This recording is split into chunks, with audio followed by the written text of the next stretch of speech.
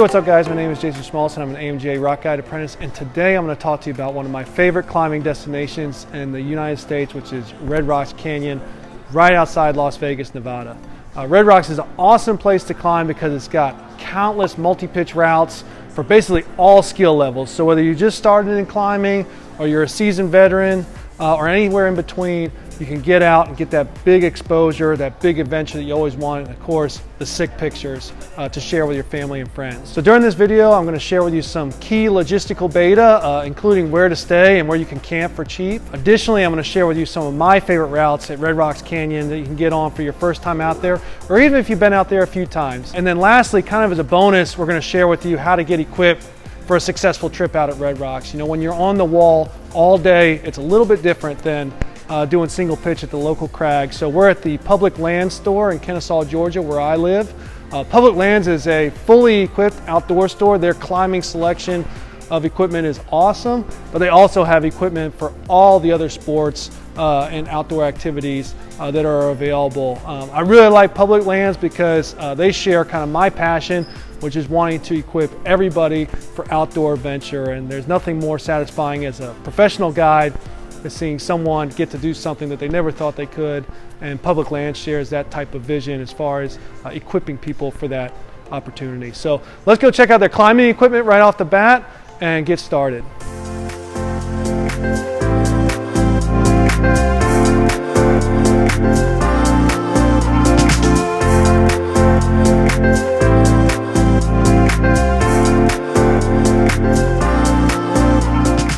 So if you're taking your first trip to Red Rocks, you're going to want to get on an easier, more moderate multi-pitch climb for your first day.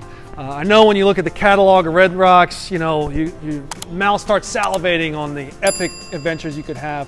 But when you go to a new area for the first time, you want to figure out, hey, what's 5'8" mean in this area? What's 5'9" mean in this area? A couple of climbs I'd recommend for your first day: tunnel vision, group therapy, Purblind pillar. Those are all in like that 5'7", 5'8" range. 6 pitches, easy approach and descent. Check those out for your first day. You know, maybe if you fly in the morning, you can maybe get those done before dark. Hey, let's check out some climbing equipment that's going to set you up for success on those climbs.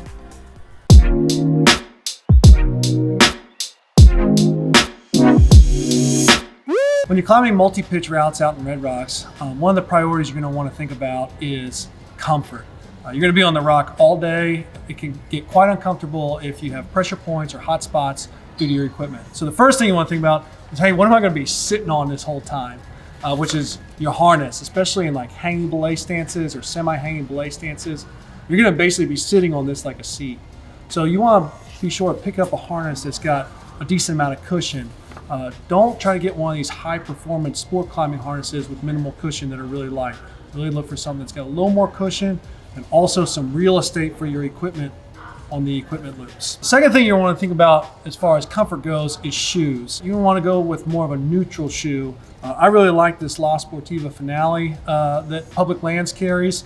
I would size this maybe a half size up because your feet are going to be in these all day or the majority of the day, and they become quite painful if the shoes are too tight. One of the climbs that I climbed, which was Ginger Cracks, last time I was out in Red Rocks, took us all day to climb. Super awesome climb, but a lot of challenging belay stances where I had pressure on my feet, and having some neutral fitting, comfortable shoes really take that pressure off your feet, enable you to finish the climb without grimacing in pain. One thing to think about for comfort when shopping at Public Lands is take advantage of their climbing wall. You can try on your shoes and harness and then actually climb in them and see how it feels on your hips as you sit in the harness, and on your feet as you climb through some of the routes that they have. Other essentials for climbing that you want to think about is gloves and a helmet. So the main thing to think about for your gloves is, do they have a snug fit where you still have some dexterity in your fingers, but they are protecting your hands? When you're doing multiple rappels at the end of a day, you want to have these gloves to keep your skin in good order. The second thing is with the helmet, you want a helmet that fully covers your forehead and back of your head without cinching down too hard. So don't get a helmet that's too tight, that stays in place during the climb. The second part of your kit you're going to need is hardware.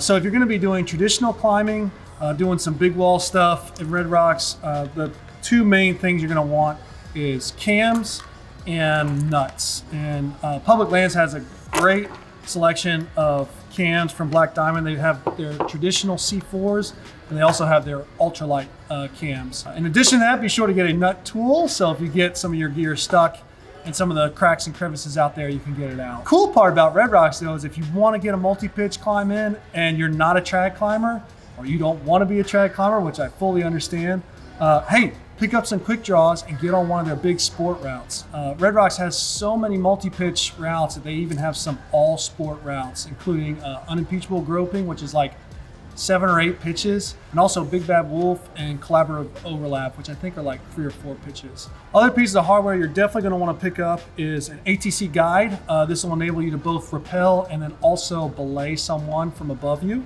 I also recommend having a gree-gree. I know you guys love me showing you my gree-gree every one of my videos. It just comes in so handy. You can set up so many different systems with it. And then be sure to pick up a good selection of carabiners.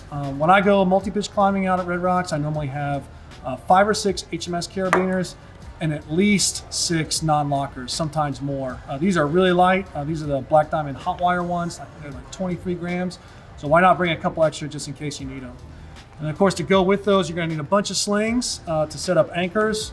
I recommend 4 slings in your kit, maybe 2 120s, 1 quad length sling, maybe 1 single or kind of PS type sling.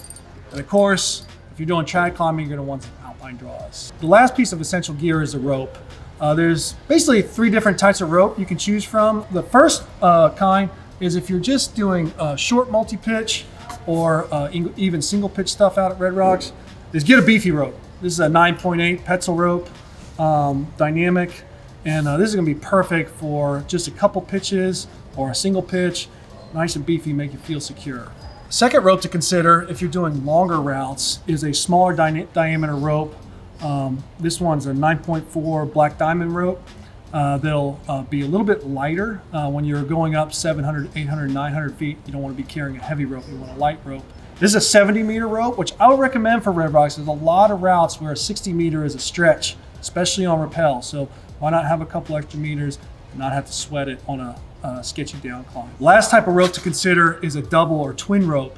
If you're doing climbs that are going to require a double rope rappel, you're going to want to consider buying 2 of these twin ropes that will help you to get the full span of the rope on a rappel, be able to get off a lot faster. So get, this is an 8.5 diameter, which is pretty good for a twin rope or a double rope, 60 meter. And I'd recommend that for doing something like solar slab if you're going to be rappelling that route to escape. And hey, when you're checking out all the climbing equipment, be sure to check out some of the local climbing organizations that Public Lands advertises, including the awesome local guide company, which is Atlanta Rock Climbing Company for us. But in all seriousness, Public Lands does do a great job of partnering with local organizations, including local nonprofits, even regional and national nonprofits that are focused on access so that we can keep enjoying the outdoors. So be sure to check that out while you're at the store.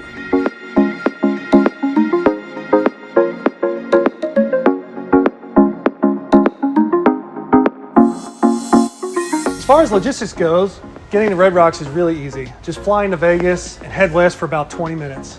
I like to fly out morning of and get on a couple quick climbs, maybe a Calico. Get on one of my favorite climbs, Great Red Book, 2-pitch, multi-pitch, super cool. You can also get on the Fox, which is an iconic crack trad climb, 510. Pretty good for a challenge right off the bat. But then as far as lodging goes, of course you can stay in an Airbnb or a hotel, but I like to stay at the Red Rock Canyon Campground, which is managed by recreation.gov. Super easy to make a reservation. And then when you get there, you don't really need to check in or anything. I always get there really late anyway. Just go straight to your campground and you'll be set up.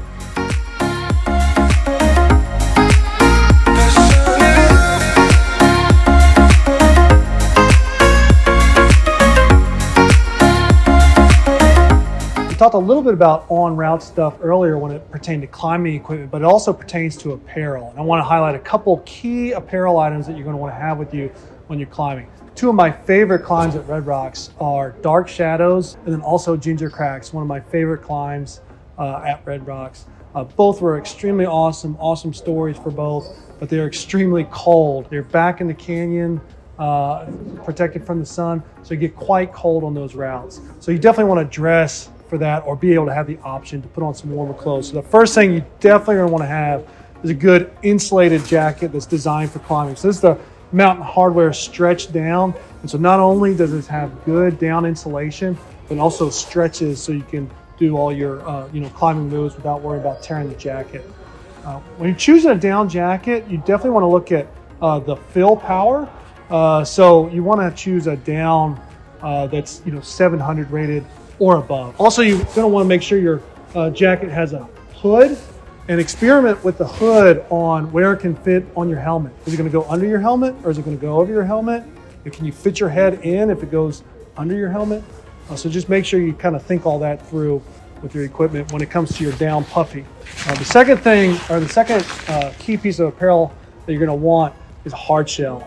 Doesn't necessarily rain out there, but man, it's windy, especially when you're up high.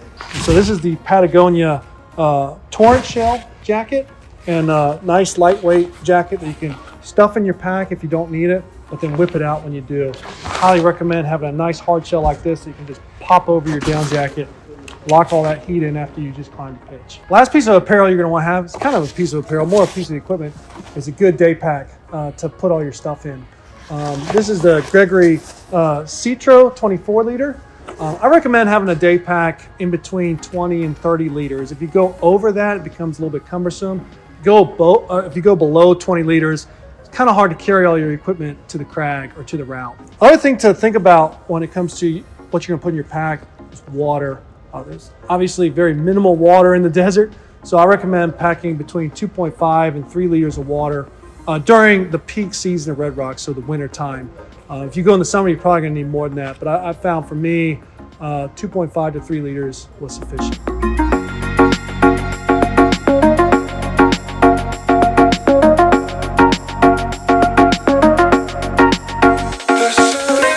Hey, I hope you got a lot of information out of this video on Red Rocks, where to go, what to climb, where to stay, what equipment to get to have a successful trip. I actually really like this Mountain Hardwear Stretch Down jacket, so I'm going to go ahead and check out with it. And I might take this backpack too, actually. But hey, if you live in the Atlanta area, definitely check out the Public Lands Kennesaw location. I know they have a few other locations as well. I'll try to highlight in the comments or on the bottom of the video. But if you don't have a Public Lands store in your location, check out their website. And if you haven't already, like and subscribe to see more content like this, more climbing beta, instructional videos, and how to have awesome climbing trips. Catch you on the next one.